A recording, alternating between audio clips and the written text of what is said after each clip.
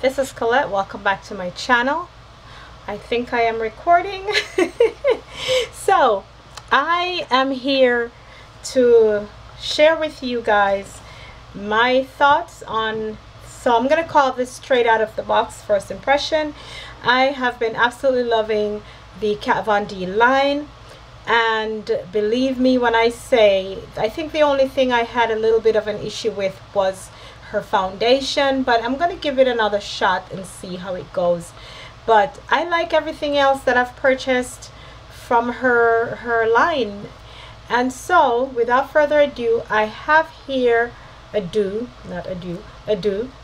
have here a shader brush. This one is from MAC Cosmetics, and it is just a shader brush that you use to apply foundation, shadow, not foundation on your eyes, but shadow on your eyes. And in front of me I have the awaited Kat Von D Mi Vida Loca palette. Okay, now everybody has seen this. I'm showing it to you. This is how I took it out of the box that it came in from Sephora. And I opened this section because it comes in this plastic, the one that is designed to cut off your fingers if you're not being careful enough. And yeah, so this is a plastic that it was housed in. And guys, be careful when you take this thing out of the plastic, because it seems to me that it's something that will absolutely cut your fingers off. Now inside, this is a tutorial guide, and most of these companies that do palettes are now providing one of these sheets within their packaging. So for those of us who want to try these looks or practice, it is available. And I kind of like these three looks. I may try something out here. There is Dark Wave, Muse, and Misfit. So those are the three looks. And here it is, the palette itself. Now, research tells me that she wanted it to look like a vinyl record. And I know that she is responsible for all the artwork on her palettes and stuff. And this is beautiful. You can tell a lot of thought went into it. This is just gorgeous.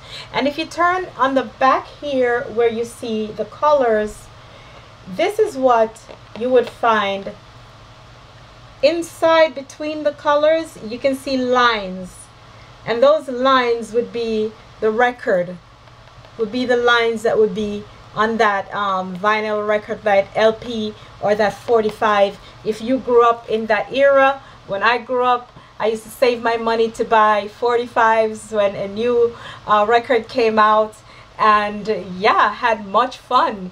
I was buying a lot of different Tinga Stewart and what's his name again? I can't remember.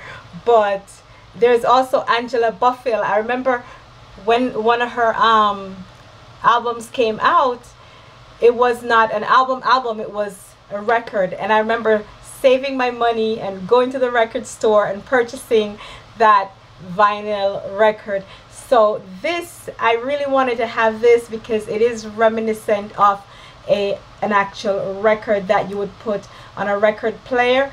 And my grandfather owned a Telefunken record player back in the day, way back in the day, that had an 8-track as well. So yeah, memories, man, memories. So anyway, enough of the memory lane. Back to the future. So here are the color layouts. Out on the outer section you have the brighter colors, and inside you have the more neutral tones. It also has a star right here as a finger tab, and I guess this is where you put your finger and you pull it out. But this is kind of precarious. One could actually easily drop it, or it can just slide right out like so. But this is pretty much how you would take your record out of its sheath back in the day, or the cover. So it is two separate pieces, and this is how your record would come back in the day. So I'm gonna lay the cover down, and here it is, the record player. Some people have been likening it to a color wheel. Yes, it kind of like a color wheel, but because I grew up in those days where I had record players and played LPs and 45s, this is reminiscent. Right in here would be where you put the little disc thing on the 45. There's a little piece of plastic disc you would put in here and put it on the player, and your needle would go there and start and play your record. Actually, the needle goes in here and works its way out, and then if it was one of them worn out ones, the arm would sometimes drop off of the thing when the song was done playing. Listen, I did say we're coming back to the future, so let's get off memory lane and talk about this palette. Okay guys, you can tell that I'm just glowing and I'm loving this palette, can't you? Yeah. All right, so we have some greens, we have some blues, some purples, mauves, kind of lilac colors. We have pinks around here. We have an orange here, yellow, a light yellow goldish color here, what looks like a lime green. Yes, it is a lime green. And can you say pigmentation central? And oh, in here I love that she included a matte black. I think every palette that has multiple colors should also have a matte black color, because you always need a matte black in a palette. Okay, and there is also a matte chocolate brown in here. Okay, now let's go through some of these swatches. I'm not putting any primer on my hand, so I'm going to just dip with the brush, and because I love greens, oranges and stuff, I'm going to start at this harpist chord. Okay, no, let's start at rewind. Since we went down memory lane, this is rewind, and I'm going to start at rewind. My finger already touched it and color is just coming off, so I'm just dipping the brush. Oh my god, look how it picks up on the brush. So I'm gonna have to put the palette down because I don't want to drop it. So this is rewind, guys, and I'm gonna swatch rewind, do a brush swatch right here. There is rewind right there. Look how pretty. I know I've seen everyone doing finger swatches, but I wanted to do brush swatches because usually, guys, when we're gonna put on this eyeshadow, we put it on with a brush, not our fingers. So I may have to dirty multiple brushes or just clean off the brush, and I just wiped off the brush right there. And I'm gonna pick up another color which is called Harpist Chord, which is below rewind, and this one looks like, it kind of reminds me of something, but this is the color, guys. Ooh, that is just beautiful.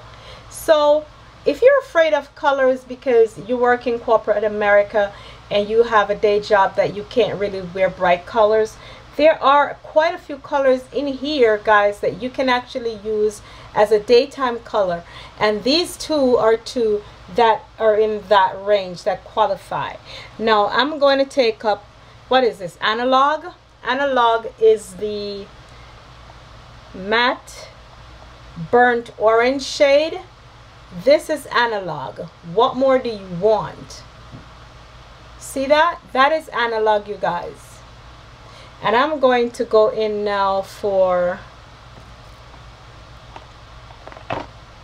Fran, and Fran is the yellow one right there.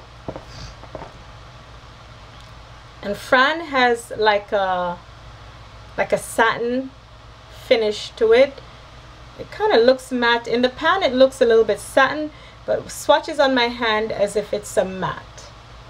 This is Fran, and it is very yellow and very pigmented, guys. And I'm not going to swatch the whole color wheel or the whole record because I don't think I need to. There are so many swatches on YouTube, and I'm gonna get another brush just to pick up more color, because I do not want to just be mixing the colors on the same brush. But that is the 4 that I've swatched so far. And let me tell you, straight out of the box, this is another shader brush that I'm using, and I'm gonna go for the lime green in the palette, and it picks up on the brush like that. Oh my goodness, look at this. So that one applied a little bit weird, picked up nice, but goes on the skin very light, but you can pack it on. See, I actually just dabbed it on with the brush, and the color did get built up. Now another one I saw, and I think this is one of the colors that people were saying it barely comes off, but if you use the right brush and pick it up properly, you would get a lot of pigmentation. Now there's a matte pink here called Swoon. This is Swoon. So I'm going to pick up Swoon on the other side of the brush, just because. This is Swoon on the brush, you guys. And let me clean my hand off, because I'm liking using the back of my hand. So I just use the makeup rag, and I'm just drying my hand. Remember, no primer, just the color on the brush. This side has the pink, the other side has the green, as you can see. Oh my goodness, that is Swoon. Now if you want more pigmentation from this palette as a dry, just swatched on dry skin, no primer, then you cray.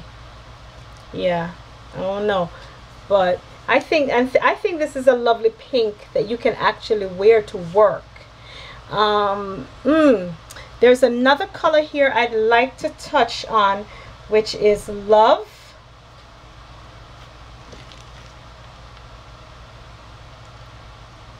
It looks like Love,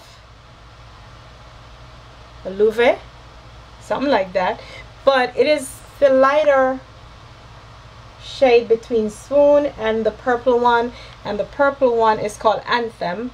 I'm not even going to swatch Anthem because I know that that's going to be a boss of a color already. So I'm going to go with Louve. Might be Louve, not Love, but Louve. And this is Louve. And that's the swatch. It picks up very, very nicely.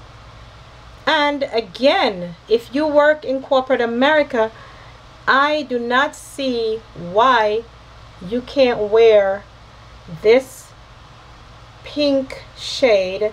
It's like a pink with like a light lavender background to it. If you know what, if you guess what I'm saying. Oh my goodness, that is just awesome. Now I'm gonna go into the inner rim, the inner part of the palette, right in here. And I'm going to pick up Strutter. Strutter is this one, and that would be like a transition shade in your crease area. And I'm just going to pick up Strutter right there. And Strutter is indeed a transition shade. But look how it swatches on my hand. And this is a brush swatch. It's not a finger swatch, guys. Remember, I'm using brushes. This is the MAC brush. This is the other brush. And I'm just cleaning them off as I go along right here, giving one a little time to dry it off a little bit. But look at the brush swatches. So guys, never judge a palette by what you get when you put your finger in it, because guess what? We don't put on eyeshadow with our fingers. Yes, sometimes we may dip our finger in a shadow and dab to kind of like blend it out and kind of smooth out an edge or something. But bottom line is, we do not apply our shadows using our fingers, do we? We have 1,000,001 brushes, and we have so many shader brushes. And I think the way that these shadows pick up and apply to my bare skin with a brush, that is indeed quality. Now We all know how much this palette costs, and I really feel that this is money well spent because I will have this. I'm going to try Molder, and Molder is a cream matte shadow. Molder is right here. It may look a little white on my camera, but this is Molder. It is actually a cream shadow, and I'm gonna pick up some on the brush. That is it on the matte brush. And again, I'm gonna swatch Molder on my skin right there. That is one swipe of the brush on my skin. So I am content. I don't even want to swatch any more of these shadows, okay? I don't want to swatch anymore. I think I am ready to put this palette to play. Yes, it's a record that we gonna play. So a color I never picked up was Hyper Ballad. Hyper Ballad is this teal blue right here, greenish blue, the Hyper Ballad. And I'm gonna just swatch Hyper Ballad as the last one. And look at Hyper Ballad. Oh my gosh, Hyper Ballad on my skin, bare swatch. So guys, I am absolutely loving this palette, the way it swatches, the way it looks. The colors are phenomenal, and I don't see why anyone would pass up this palette. Okay, this is just a great palette to have in your collection.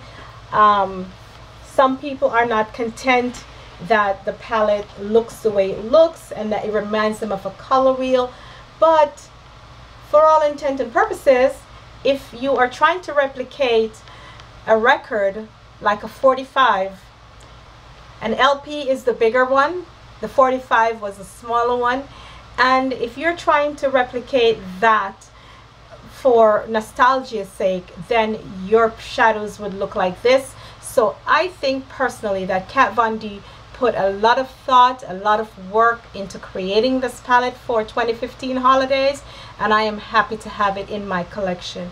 That being said, guys, I like the fact that, you know, it's not a flip over. There is no plastic annoying paper to annoy me when I open the palette. The names are posted right there by each shadow, and all I have to do to store it is slip it in its sleeve. Some people say it's not a palette that's good for traveling with. Now you can travel with this sucker just like so. You can just put it, package it, drop it in your handbag. If you need to carry, why would you pack your eyeshadows, which are delicate, in your check-on luggage? I tend to carry them in my handbag when I get on a flight. So that being said, you can definitely take this palette with you wherever you go, and this can be your one palette. You can actually use a few shades in here, because that chocolate brown in the center, that could be a contour color. That could be a contour color, and a lighter color for the lighter girls could be what do you call this color in here again? Strutter could be like a little contour mixed strutter with Exxon or Vox. I was reading it upside down. So Vox and strutter together could actually give you a very nice contour color. And you have daytime looks, nighttime looks you can create with this palette. Throw in your eyeliner and you're good to go. So guys, this is my video. This is my take on the Kat Von D Mi Vida Loca palette, and I absolutely am happy to have this in my collection. And that being said, thank you for watching and enjoy your Mi Vida Loca. I wish I had gotten the lipsticks, but I had a choice to make, either this palette or another palette that was available. So I chose to get this palette versus the other palette, and that is it for my actual collections for this year. So thank you guys for watching once again, and bye y'all.